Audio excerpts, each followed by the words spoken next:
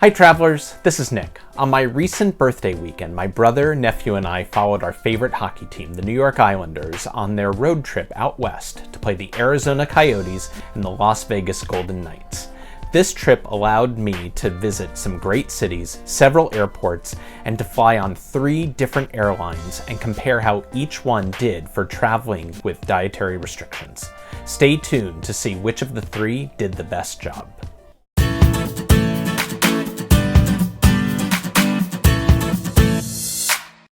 My trip started on a Friday morning at Newark Airport taking United Airlines. I recently earned Premier Silver status on United, primarily due to my summer travel with them to London.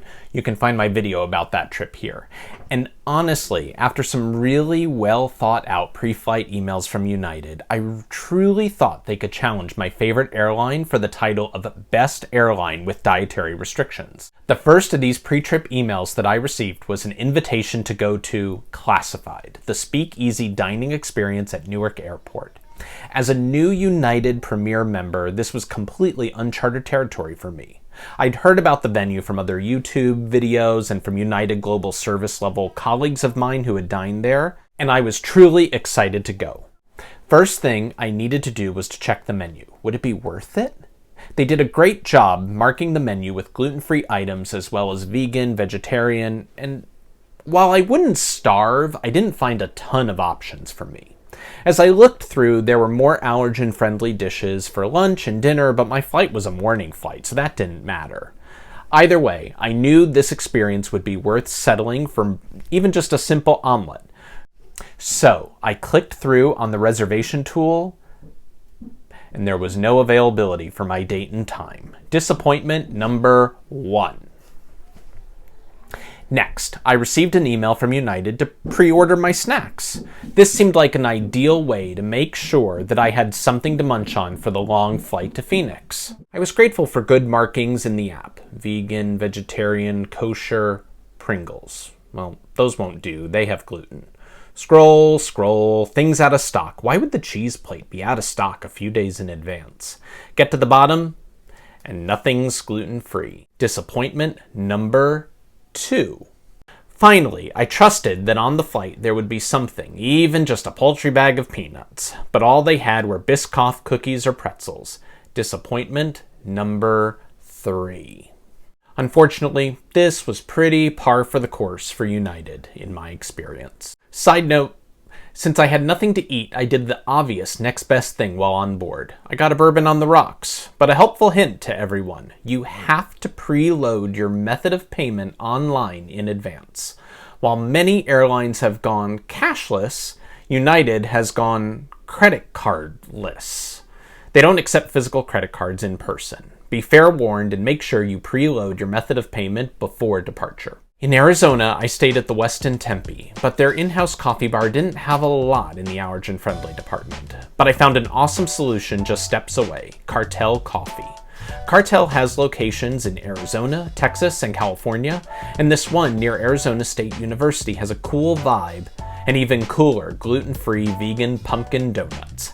Jackpot! They were great, sweet, salty, crunchy due to the seeds, soft on the inside. I had something to get me through until dinner. Now, following dinner, we made our way over to Mullett Arena, where the Arizona Coyotes were playing these days. It only seats about 5,000 fans because it's actually ASU's arena, not built for an NHL team. While it doesn't have the polish of a big arena, it's an awesome experience because of just how intimate it is. The hockey game itself, on the other hand, couldn't have gone much worse, as the Islanders squandered a big first-period lead to lose the game. The next morning, I got up super early to catch my flight to Vegas. I flew Southwest Airlines. This was before all their late December challenges, and I needed coffee before my flight at Sky Harbor International. And I found that same awesome Cartel Coffee that I went to in Tempe the day before. They had a location at gate C13. I spotted some quinoa nut butter bars that fit my needs perfectly, but even better, they had those same vegan, gluten-free pumpkin donuts that I fell in love with the day before. I was also impressed with the quality of their add-ons, new milk oat and almond for dairy, and organic simple syrup. Cartel really knows how to live up to their brand promise: make good things, make things good. While it's not my go-to airline of choice, I'm a fan of Southwest's boarding procedures. I checked in right at the 24-hour mark, had a good boarding spot, and got a great window seat. I was on such a short flight today that I didn't get to try out their snacks, but I did get the joy of this beautiful Arizona desert takeoff.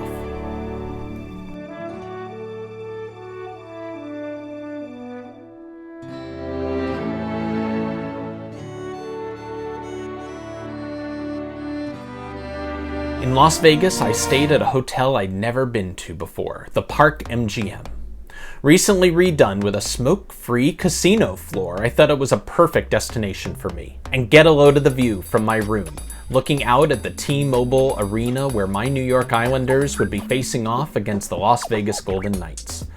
There's literally no better hotel to pick for a hockey game in Vegas. My commute was about 30 seconds to the game, and boy was this arena different from Arizona in every possible way. Massive, loud, with a huge fan base, and incredibly high production values. I've seen more subtlety from Disney on Ice. This would be a formidable place for my team to visit. But they won! It was a nail-biter, but the Islanders totally made up for the prior night's game by beating the Golden Knights.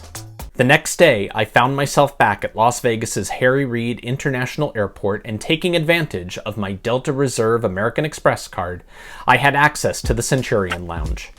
And if there was one word I could use to describe this cool lounge, it would be crowded.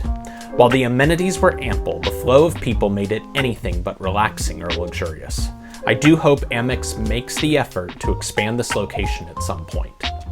The food and drink were good, and they did a decent job labeling for gluten-free and vegan-vegetarian. Spinach quinoa salad, roasted veggie hash that was really great. Everything was yummy, but the foil of lounges trying to be gluten-free? Dessert. I had to settle for a banana to tide me over until the plane, where I knew I'd have a dessert option. Which takes us to where we started. Which airline takes the title of Best Dietary Restriction Awareness?